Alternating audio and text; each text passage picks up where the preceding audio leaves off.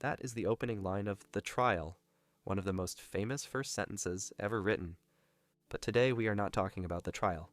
We are going back further to two shorter, darker, and in many ways even more disturbing works by the same author, The Judgment and In the Penal Colony, two stories, one written in a single sleepless night.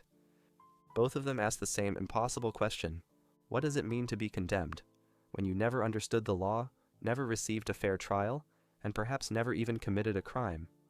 Today, we enter the world of Franz Kafka, and I promise you, you will not leave it unchanged. Franz Kafka was born in Prague in 1883. He was Jewish in an anti-Semitic empire, Czech in a German-speaking family, a writer who worked as an insurance clerk by day and wrote through the night.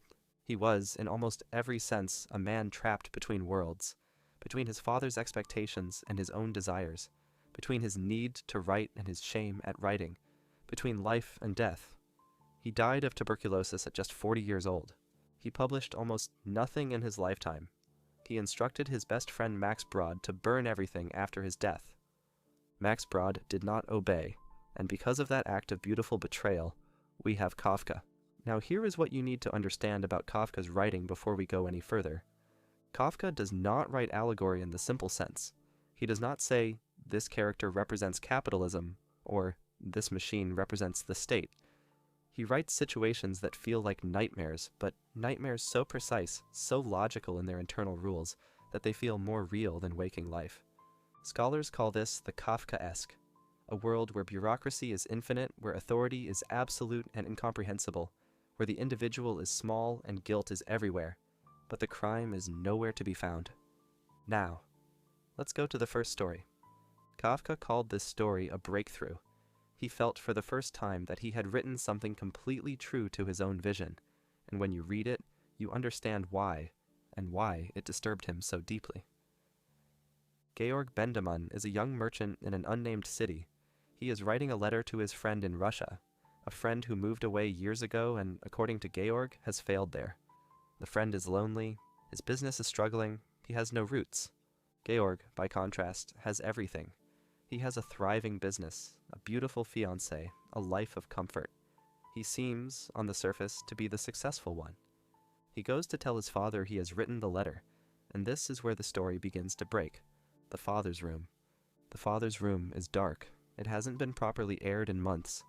The old man is sitting by the window, his newspaper held up in front of him, but he is clearly not reading. Georg notices how frail his father looks, how enormous the room seems around him. He feels a sudden tenderness. He lifts his father and carries him to bed. And then, something shifts.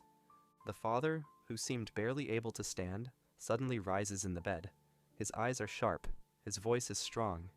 He says to Georg, "You wanted to cover me up, I know, my young sprig, but I'm far from being covered up yet." And then the accusations begin, the trial within the family. The father accuses Georg of betraying his friend in Russia, of writing him letters that weren't real, of being a manipulative, shallow man hiding behind his success. And then the father says something astonishing.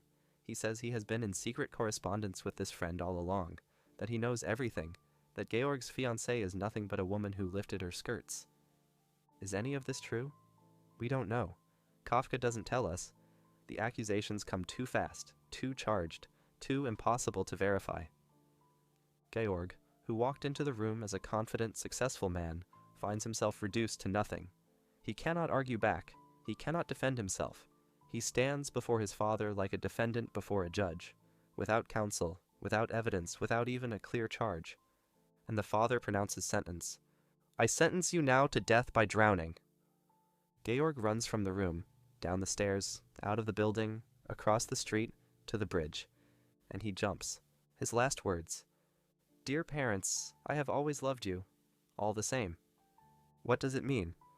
Literary critics have spent over a century on this question. Let me offer you the philosophical reading. The Judgment is about the power of paternal authority, but not just in the personal sense. Kafka's father, Hermann Kafka, was a towering, domineering man. In his famous letter to his father, Kafka wrote that he could never escape the psychological weight of his father's gaze. Everything he did was measured against a standard he could never reach and never fully understand. But look deeper. The father in the story is not simply a bad father. He is something stranger and more terrifying. He is an authority that does not need evidence. He does not explain. He does not argue. He simply declares, and it is so. Georg does not say, "This is unjust." He does not resist. He obeys. The condemnation is so complete, so total, that Georg himself seems to accept it as legitimate. This is the first Kafkaesque mystery. The guilty man who has no idea what he did wrong, but accepts his guilt anyway. Why? Perhaps because the deepest authority is not external. It is internalized. The father does not need chains. Georg carries the prison inside him. If the judgment is Kafka's most personal story, In the Penal Colony is his most political, and his most philosophically explicit. It is the story of a machine, and what that machine does to the human body. There are 4 characters, and none of them have names. The Traveler, a foreign researcher who has come to observe the colony's justice system. He is our point of view. He is rational, enlightened, Western. The Officer, a fanatic, a true believer. He loves the machine the way a priest loves his God. The Condemned Man, a prisoner sentenced to death. He does not know what his crime was. He has not been told the sentence.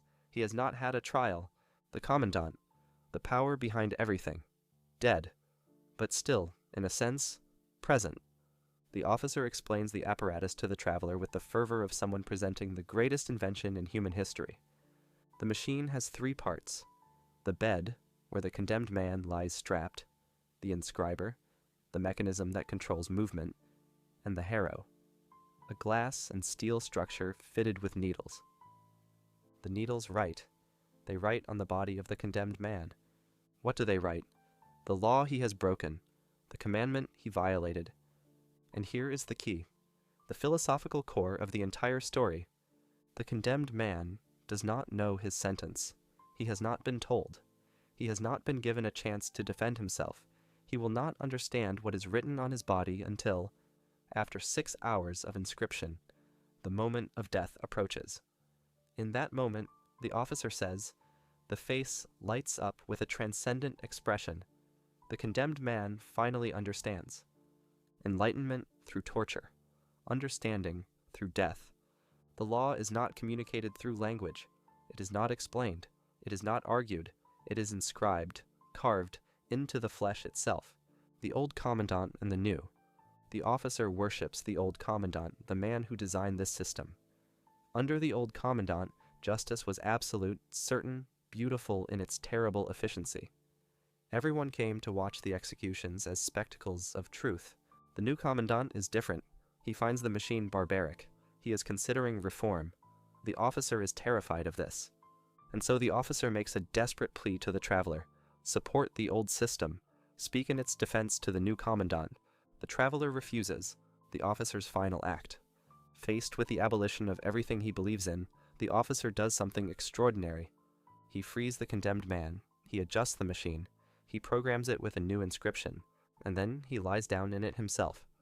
The inscription he programs is, "Be just." But the machine breaks down. The gears jam. The harrow does not write slowly and beautifully. It stabs. It tears. The Officer does not receive the transcendent illumination he promised to others. He dies in agony. His face, when the Traveler examines it, shows no sign of understanding, no revelation, no peace. The machine that was supposed to reveal truth through suffering reveals nothing, except its own mechanical failure. The philosophical reading. Let's be precise about what Kafka is doing here. The Penal Colony represents what philosophers call a pre-modern justice system, one based on absolute authority, public punishment, and the assumption that power itself is self-justifying. Michel Foucault, in his landmark book Discipline and Punish, described exactly this transition, from a justice that wrote itself on the body to a modern justice that works through surveillance, documentation, and the internalization of norms. But Kafka is not simply celebrating modernity over barbarism. The Traveler is not a hero. He is passive, uncertain, finally fleeing the island without solving anything. The deeper question Kafka poses is this. What is the difference between a system that carves the law onto your body and a system that carves it into your mind? Is the modern version more just or only more invisible? In the judgment, Georg's father did not need a machine. He spoke, and Georg obeyed and died. The law was written on his psyche. The execution was self-administered. The two stories, written 2 years apart, are mirror images, one intimate and psychological, the other institutional and mechanical, but both arrive at the same place: guilt that cannot be questioned, authority that cannot be appealed, punishment that comes before understanding.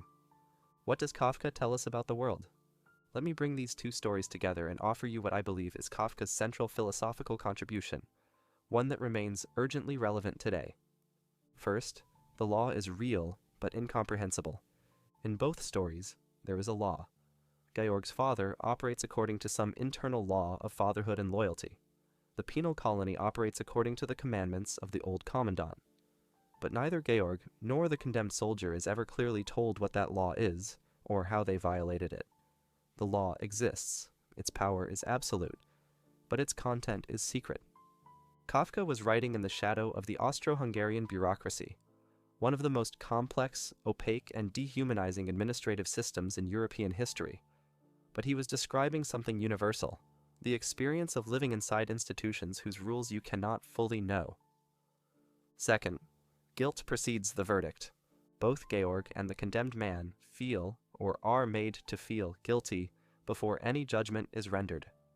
The verdict only formalizes what already exists. This is the inversion of modern legal principle. You are presumed innocent until proven guilty. Kafka asks, is that really how it works? Or do we carry a diffuse, permanent sense of guilt, a guilt without object that makes us vulnerable to any accusation, any authority that arrives with enough confidence? The existentialists took this seriously. Sartre, Camus, and Heidegger all engaged with Kafka. Camus, in particular, saw in Kafka the purest expression of the absurd, the confrontation between human beings who demand meaning and a universe that offers none. Third, the system consumes its believers. The officer in the penal colony does not survive his own faith. The machine that was supposed to deliver transcendence delivers only death. This is Kafka's warning about ideological devotion. Systems that require absolute belief are systems that will eventually demand you sacrifice yourself for them. Franz Kafka died in 1924. He never saw the rise of the totalitarian systems, Nazi Germany, Stalinist Russia, that would make his nightmares look like understatements. But he saw the machinery that made those systems possible. He saw it in his father's study. He saw it in the insurance office where he worked every day, processing claims for injured workers, men whose bodies had been broken by industrial machinery, men navigating bureaucracies that would never fully see them as human. He wrote stories so precise in their nightmare logic that they function as maps of the traps that modern life builds for the individual self. The judgment tells you about the traps that live inside families, inside the psyche, inside the authority figures we have internalized so deeply we cannot tell where they end and we begin. And the penal colony tells you about the traps that live in institutions, in systems, in the mechanical logic of punishment that insists it knows what justice looks like, even when its machinery is breaking apart. If you've ever felt guilty without knowing why, if you've ever stood before an authority that seemed to have already decided, if you've ever tried to read the rules of a system and found them impossible to understand, then you have felt what Kafka was describing. He didn't invent these traps. He simply had the terrible clarity to see them exactly as they are, and the courage, or perhaps the compulsion, to write them down.